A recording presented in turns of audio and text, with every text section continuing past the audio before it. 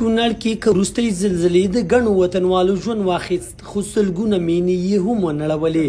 د څوکۍ په دیوه د نورګل ولسوالۍ په مزار درې کې وروستۍ زلزلې شاوخوا 6,000 کورونه، ځینې یې په بشپړ ډول ویجاړ او پاتې نور هغه یې له اوسېدو ویستي.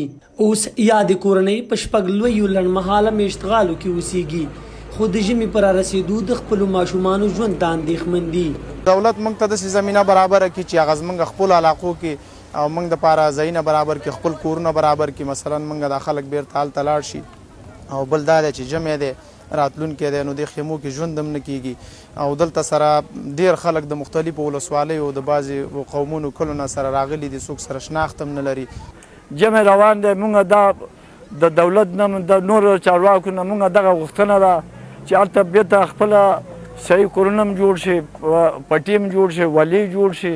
په ورته مهال د کونړ مرستیال والي د ځلا ټلویزیون سره په خبرو کې د دغه خلکو غوښتنو ته په بشپړ ډاډ سره وویل د خیریه مؤسساتو سره یې په دې اړه خبرې کړي او نږدې ده چې بیرته به یې نړېدلې مینې د اوسېدو جوګه شي. دوی ته کورونه جوړ شي او دوی په خپلو کورونو کې په خپلو علاقو په خپلو سیمو کې میشت شي. نو زیاتو خلکو زموږ سره الحمدلله وعدې هم کړي دي په دغه برخه کې، او په نږدې وخت کې به په دغه باندې انشاءالله هغه سلسله د دغه کورونو جوړېدو شروع شي.